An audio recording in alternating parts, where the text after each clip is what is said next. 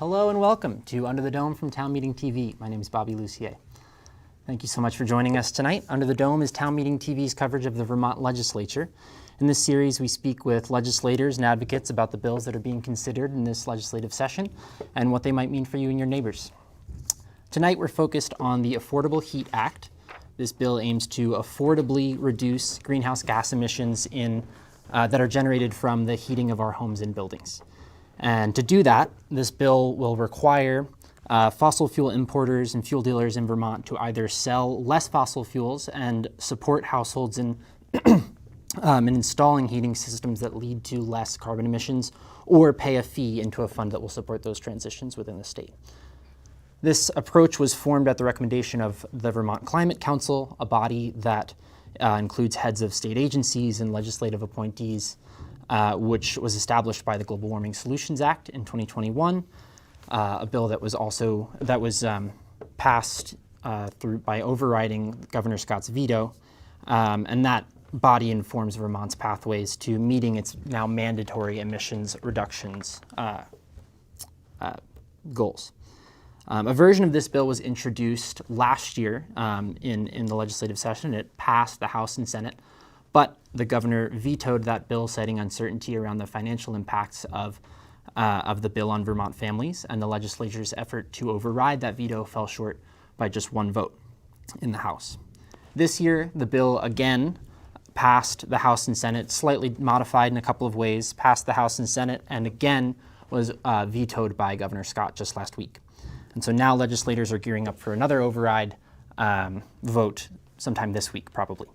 So there are some significant disagreements among our state's leadership, clearly, in how this bill might actually impact Vermont families and residents. And so tonight we have two perspectives in the studio here to help us understand those differences.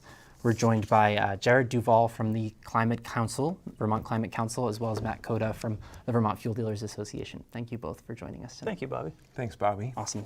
So we have some questions for Jared and Matt, but if you have any questions as well that you'd like us to ask either of them, you can call in at 802-862-3966,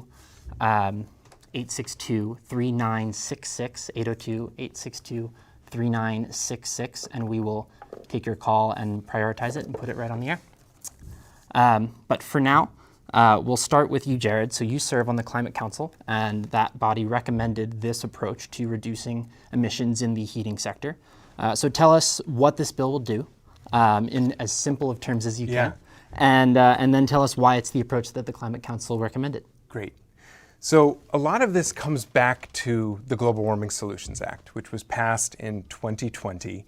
And one of the things that act did was say that Vermont was going to meet its legal obligation, many would argue a moral obligation, to meet the science-based targets that the international scientific community has set to avoid the most dangerous impacts of changing climate. And so, there's different targets by different years, but one of them is a 40% reduction in our statewide climate pollution by 2030. And so then the Climate Council, which created by the Global Warming Solutions Act, was charged with the responsibility of writing a climate action plan that can actually meet those requirements. And when you do that, we need to look at where does our climate pollution come from? And a number of councilors were also looking at other factors, not just where's the pollution come from, but where are our energy costs, and how do we make this as cost-effective and equitable of a transition as possible? And when you look at those questions, the root of the problem, whether it's where most of our climate pollution comes from or where most of our energy cost burden comes from, the root of that problem is the same. It's our dependence on fossil fuels for transportation and for heating. And the way that we heat our homes and buildings in Vermont is now, as of the latest Vermont greenhouse gas inventory, which was just released last week, the single largest source of climate pollution in Vermont. And when we look out to that 2030 legal obligation, is expected to be the single largest sectoral cause of the climate pollution that we need to reduce. So again, whether the problem is meeting our legal and moral obligation to do our part to confront the climate crisis, or whether it is how do we reduce energy costs for Vermonters for whom they've been too high for too long, the direction points the same. It's we need to finally hold fossil fuel importers responsible for doing their part in a way that we have long done for electric utilities. So really a lot of this to me is about basic fairness and leveling the playing field. Vermont has passed policies to require our electric utilities to reduce emissions over time, and that has successfully occurred with policies like the Renewable Energy Standard and with the Regional Greenhouse Gas Initiative. But for too long, those same responsibilities have not gone to the fossil fuel importers as well. And so this is saying if we're gonna get to the root of this problem, we all need to be in, we all need to do our part to reduce pollution, and we can do it in a way that reduces energy costs from Vermonters by getting off of the high-priced, really price-volatile roller coaster of fossil fuel prices that we've seen. And I'll just, I want to end, but say one thing that's really important. Between November of 2021 and November of 2022, there was a $2 a gallon increase in the price of fuel oil. I provided a chart. I don't know if we have that to share. It would be good to share it at some point. But if you compare the cost of heating in Vermont over time, what you see is, on average, the highest costs are the fossil fuels. You see the propane in gray, you see kerosene in pink, fuel oil in purple, and that there's certainly much more price volatility there. Now, that's not the same story for all fossil fuels. Fossil gas, also sometimes known as natural gas or pipeline gas, is more price stable and generally lower cost compared to those other fossil fuel alternatives like propane, kerosene, and fuel oil. But most of what we're talking about that would qualify in the Clean Heat Standard as reducing emissions also has a major opportunity to reduce energy costs, because those heating sources are much lower cost over time and much less price volatile. Things like wood pellets, things like cold climate heat pump systems, et cetera. Awesome. Thanks, Jared. Matt, thank you so much for being here. Sure, no problem. As someone from the Vermont Fuel Dealers Association, you've expressed some concerns about this bill. So could you just tell us what, in your understanding of the bill, what this bill does and what impact it'll have on Vermont? Well, so let's start at the point of agreement, because I think that's important in today's debate, in today's society. So when Jared and others first came to us back in 2020, 2021, saying, let's create a performance standard in which heating fuel suppliers who also have service can help with our mission, which is to reduce greenhouse gas emissions and reduce the energy burden on consumers. And immediately, the answer wasn't no, it was let's talk. Because we have been reducing consumption, the heating fuel dealers of Vermont, reducing consumption in Vermonters' homes for decades, right? Better built homes, better fuels, lower sulfur fuel, better equipment.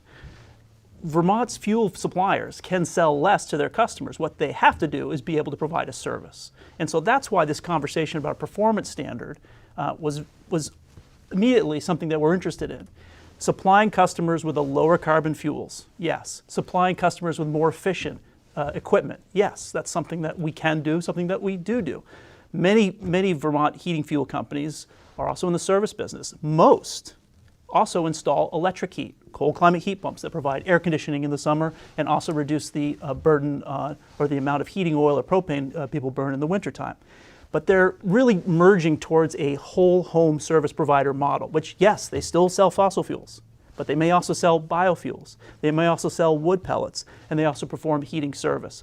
So from the outset, there was a conversation with the regulated utilities, with the fossil fuel providers, with the heating service community about how this program would work best. Our concern, as it developed, as it progressed, is that we didn't have a good handle on what those costs would be, the cost of compliance and the cost of the credits, which are embedded into this Clean Heat Standard. A fossil fuel dealer, and they're all importers, almost all of them are importers, because we don't have a pipeline and we don't have a sea terminal. We got to go across the border to Albany or to Springfield, Mass, or Portsmouth, New Hampshire, or to Quebec and bring it into Vermont, and then deliver it to the customers where they burn it for heat, hot water, and cooking. The concern is how do we make sure that we know what the law says? The law says 40% reduction, just as Jared said, by 1990 levels by the end of the decade. So as this gets implemented, what is the cost that we are going to have to pay for these credits in order to ensure that our customers, who may have a perfectly functioning heating system, that burns fossil fuels, how do we get them to change their heating system over? What type of incentives would we have to offer them to not use the fuel that we sell? What type of incentives would our competitors have to do to get them to not use the fuel that we sell? And as we start to think about what those costs are, there's obvious concern, because we're not selling a luxury product here. We're selling a necessity, an essential commodity that people of Vermont need in this rural state to stay warm, to stay alive. And so as these costs, as we fear that there wasn't a cap to these costs, most of the discussions about how can this work with us, how can this work for our customers, that conversation turned away. And then there's also this focus on electrification. Electrification will absolutely play an important part in our thermal and transportation future. We understand this, we know this, but it won't be completely. We need biofuels, we need fossil fuels, we need liquid and solid and gaseous biofuels in order to accommodate that. Our concern was that this became more of a focus on electrification. How can we ensure that all homes are using electric heat? And at that point, it becomes less of a compelling reason for heating service providers to participate, because they're not part of that process anymore. So, Jared, I'll turn it back to you to just maybe get back to this original question of what exactly does this bill do? Yeah. It sets up a credit market, but that's kind of a confusing term. What in as simple of terms as possible does this bill do? Yeah, so this bill, there's a difference between what it could do and what it does. What it could do, we will not know until 2025 because of the check back.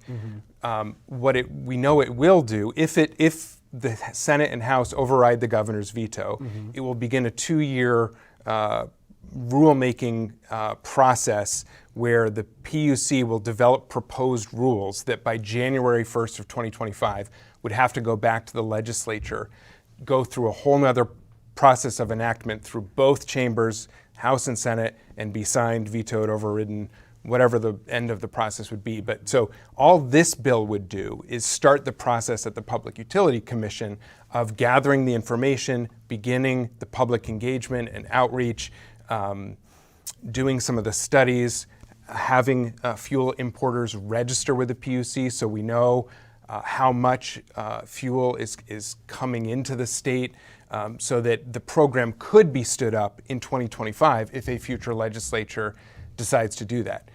If the bill was to go into force in 2025, then what a clean heat standard would do would be to require the importers of fossil-based heating fuels into Vermont, primarily fuel oil, propane, fossil gas or natural gas, but also things that are smaller volumes but still need to be covered, like coal and kerosene, to reduce emissions over time. And that'll be based on their annual sales.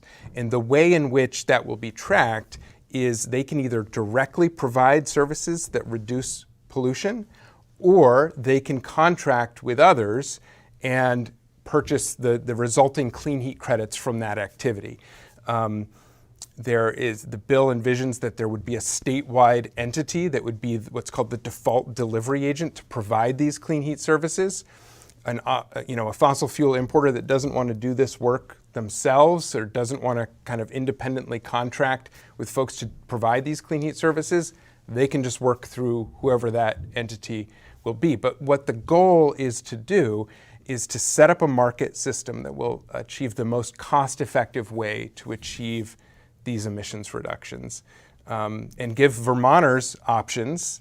This doesn't require anybody to do anything. There's been so much misinformation out there about, like, this is telling Vermonters you have to install heat pumps. Vermonters, I think this is one of the things that Matt and I agree on, is that there are More than one thing.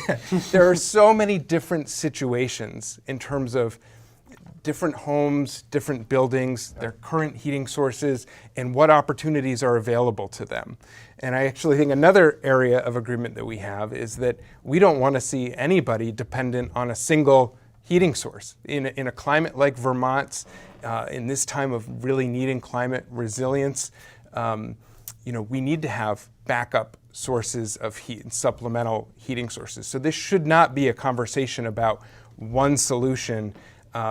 And it's not. There's options across the board depending on what type of home you're in, what type of building you own, and that's what the clean heat system would set up. It's also, Matt might disagree with this, but it was very consciously designed from the beginning to recognize that our fuel dealers in Vermont are service providers who provide the vital service that he talked about, keeping Vermonters warm. We agree with that. We just want to make sure that there are ways to keep Vermonters warm that aren't just about continuing to sell fossil fuels when we know that scientifically, morally, that is an untenable position to continue into the future without any recognition of a responsibility that we have to move away from those fuels because of the pollution and harm they create. Thanks, Jared. Well, and that indeed, that's the way the market's going. I mean, when I say that 3 out of every 5 heating oil and propane dealers install cold climate electric heat pumps, that reduces the sales of their core product, which is heating oil and propane, that's true. And more are getting into it. When prices are high, we also sell wood, chunk wood, wood pellets.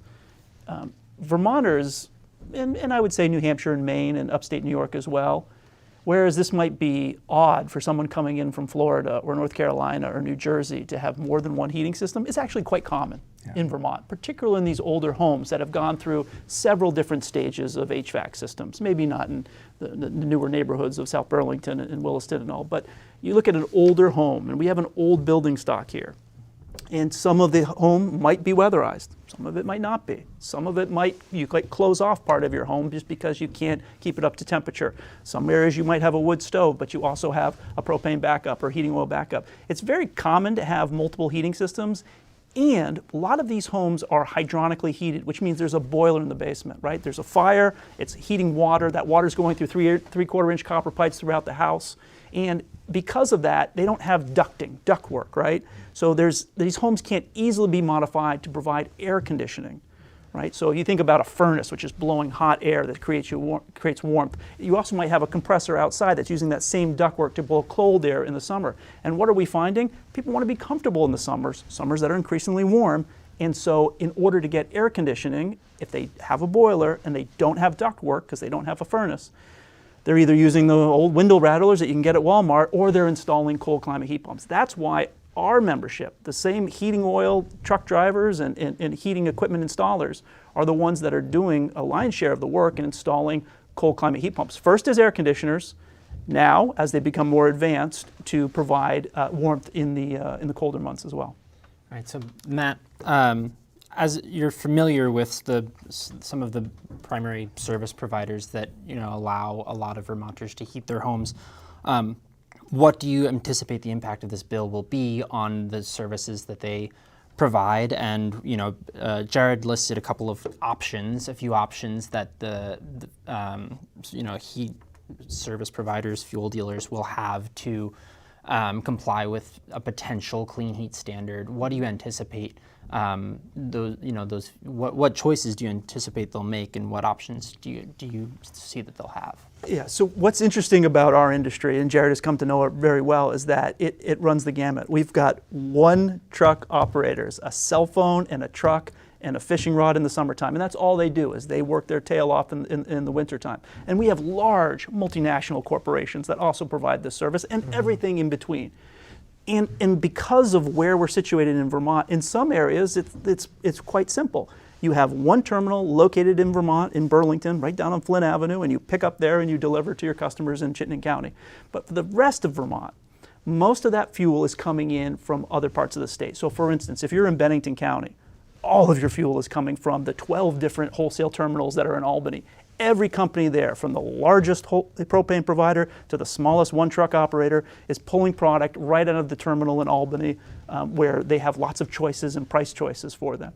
They'll all be importers under the designation of this, and they'll all have to either pay a fee to the designated default agent, or they'll have to purchase credits in a credit exchange, or they'll have to earn credits themselves by doing the services that this bill wants them to do, that they want them to do more of.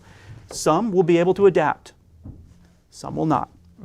My fear, and I think the fear for everyone that in rural areas, is that in certain pockets of Vermont, the heating fuel providers will not be able to adapt, and the technology will not be available for consumers, and we'll have energy deserts, just like we have food deserts, where there's certain areas where choice will diminish, And that will not be good for competition, which is good for pricing. Right, Jared. Is that also what you anticipate will happen? How do you anticipate what choices do you anticipate fuel dealers will have after this bill is passed? I see it a little bit differently. I mean, I think some of what Matt talked about in terms of the dynamic of how his industry works is absolutely right. But I think that overall, one of the biggest concerns that I've had about this debate is that when it comes to the question of costs, it's been very one-sided, and we're missing the whole other side of the equation. And so, in terms of what Matt was just saying, there's as much opportunity here as there is risk. So, whenever any business in Vermont helps a customer reduce emissions by reducing their fossil fuel use, whether that's providing weatherization, whether that's installing cold climate heat pumps or heat pump water heaters, or selling B100 biodiesel or a biodiesel blend rather than fuel oil. All of these things are going to have to be assessed on an apples to apples comparison. What are the emissions pre? What are the emissions post? You get credit based on the emissions reduction that's achieved. That's a massive business opportunity for businesses that see their purpose as being heating service providers, not fossil fuel providers. Because the extent to which you are providing weatherization for your customers, installing heat pumps, delivering biofuels, delivering wood pellets, delivering wood chips, those are all going to be eligible measures in the Clean Heat Standard. And so that is so let's talk about what this cost question is, because there's been a lot of questions about what might the potential effect be on the price of fossil fuels. Mm-hmm. Regardless of what that number is, I think the numbers have been wildly inflated, and I'm happy to talk about why I think they're so wrong. But regardless of what that number is, I want to be really clear about what it means. This is not money that's going to the government to decide how to spend. Any and every cent that comes in, that a fossil fuel importer has to pay for clean heat credits, where will that go? It goes to the other side of the equation that is not being addressed, lowering prices of the cleaner alternatives. So let me give an example. In Oregon, they had a very similar policy to this, a fossil fuel performance standard. It was on transportation fuels, not the thermal sector, but the basic architecture of it was exactly the same. They have similar emissions reduction requirements to us. What did they find? Yes, there was a slight increase in the price of fossil fuels, about 5 to 6 cents a gallon for gasoline and diesel. Mm-hmm.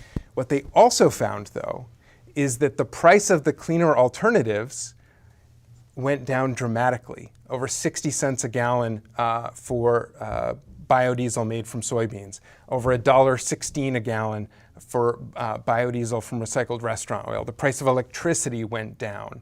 And so where does that money, whatever, is it 5 cents, is it 6 cents, is it something higher, where does that money go?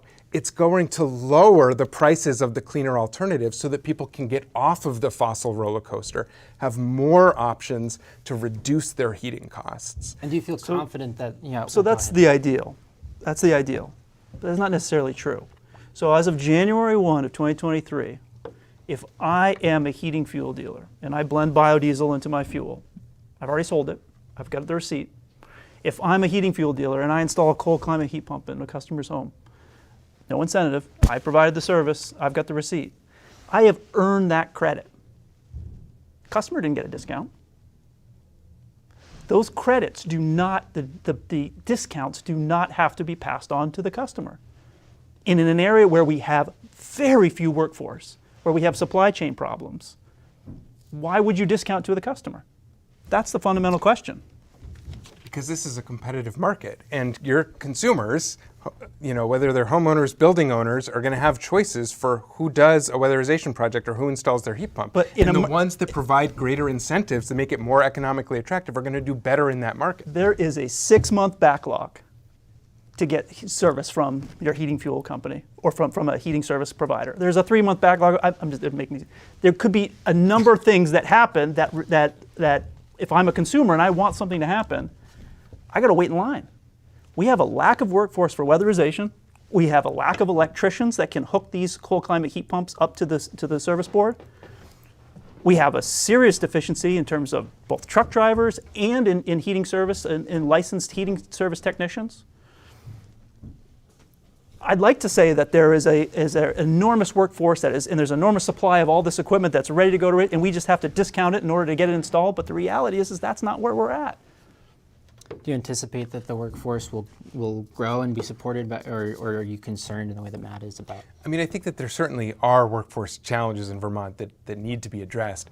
I do think that too often we think too narrowly about what the opportunity is here.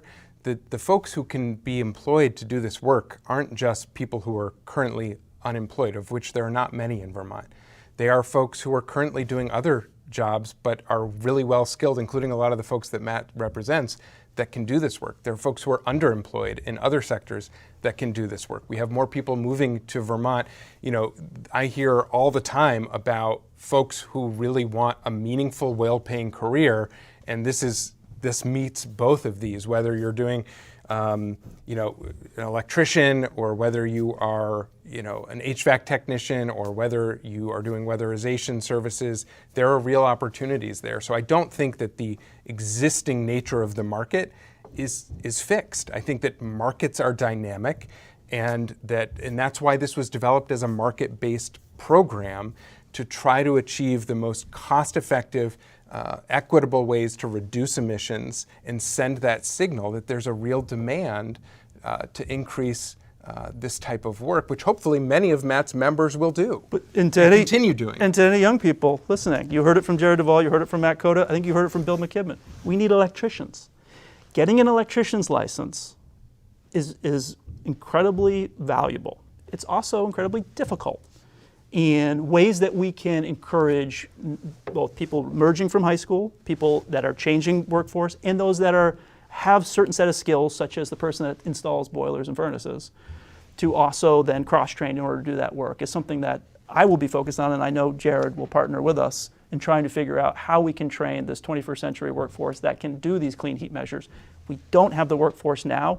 We need them in the future in order to meet these mandates. I want to shift our lens a little bit here, as we only have a few minutes left, and I want to bring in a little bit of a climate justice, environmental justice, racial justice lens to this conversation.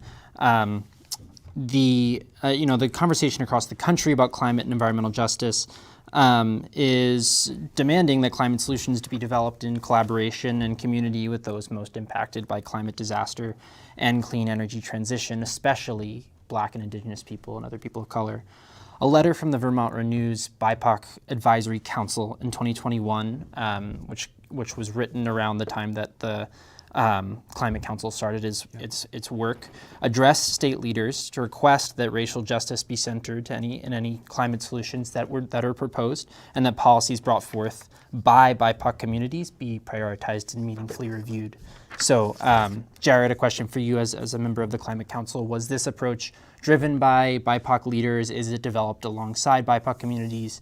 Do you think that the process successfully met the requests from the BIPOC Renews Council? I think this is such an important question. There's always more that can be done to improve outreach and engagement.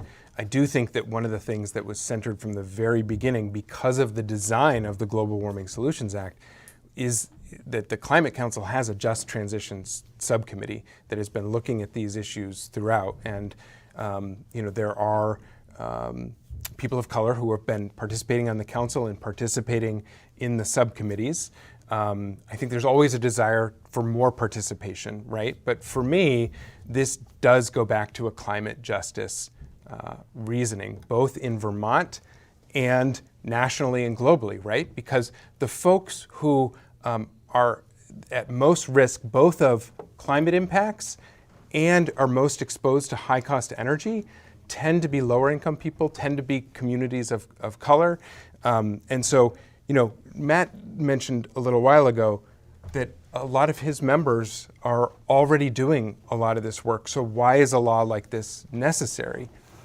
My response to that would be a lot of the work that's already happening is driven by upper income, upper middle income Vermonters who have the disposable income to make these investments without the added incentives that we expect will come from this law.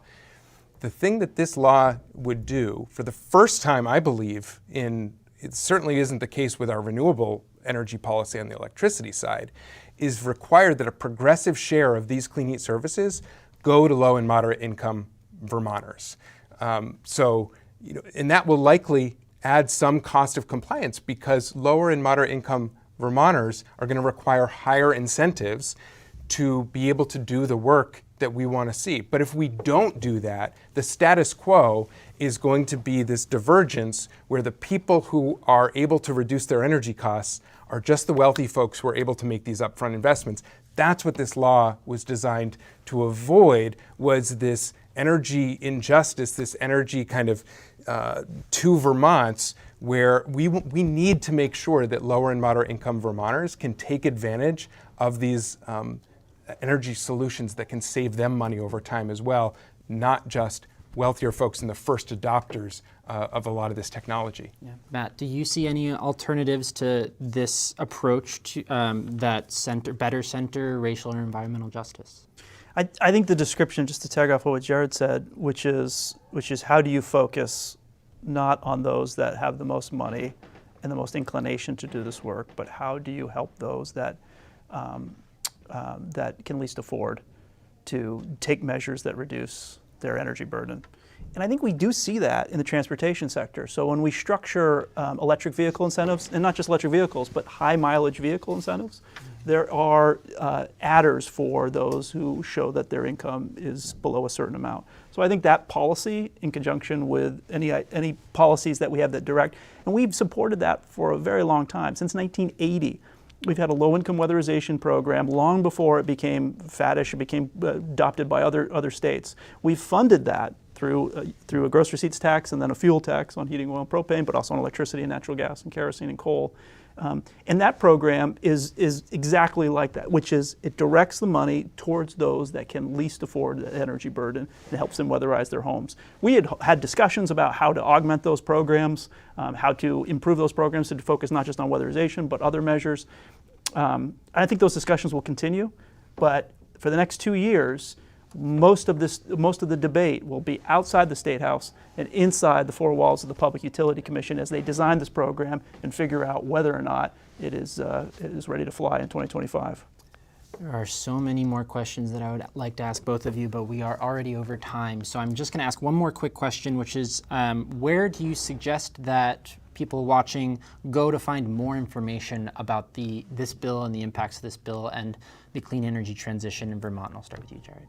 Yeah, I would suggest that there's two places. I mean, one, the Vermont legislature has a website. You go to their front page and you can enter the bill number, write S5, and you can read the version of the bill. There's so much misinformation and disinformation out there about this bill. There was actually, I saw a commentary recently that said, just read the bill. But for folks who don't have the time to go through that, we did put together, there's a broad, diverse group of people who've been working on this that put together an FAQ. It's now over 30 questions and answers on the Energy Action Network website. So if you go to eanvt.org, it'll be at the kind of top of the news section of our front page. There's a frequently asked questions document that gets into a lot more information than we were able to cover here. So I'd highly recommend that.